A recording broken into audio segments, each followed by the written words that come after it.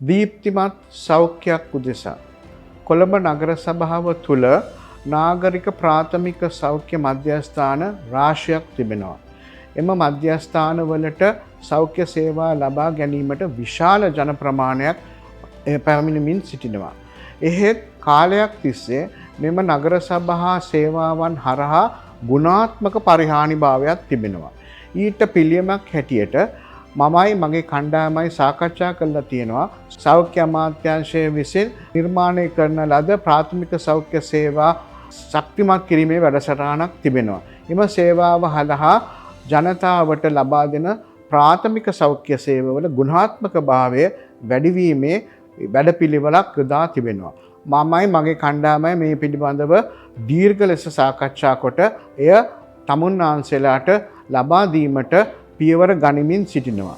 එම සෞඛ්‍ය සේවාවන් පවත්වාගෙන යාම සඳහා මම මේ අවස්ථාවේදී මෙම ඡන්ද ව්‍යාපාරයේ යෙදී සිටින අනිකුත් කණ්ඩායම් වලටත් ආරාධනා කරනවා මෙම ප්‍රාථමික සෞඛ්‍ය සංවර්ධන වැඩසටහන ගැන අධ්‍යයනයක් කරලා එතුමන්ලාගේ වැඩසටහන් වලට මෙම සෞඛ්‍ය සේවය ලබා දීමට කටයුතු කරන මෙන් ඒ හරහා අපිට මේ පක්ෂ ભેදයෙන් තොරව එම සෞඛ්‍ය සේවාව ලබා දීමට හැකියාවක් ලැබෙනවා නම් මෙම ඡන්දයෙන් ජයග්‍රහණය කරන්නේ ඇත්තටම කොළඹ ජනතාව.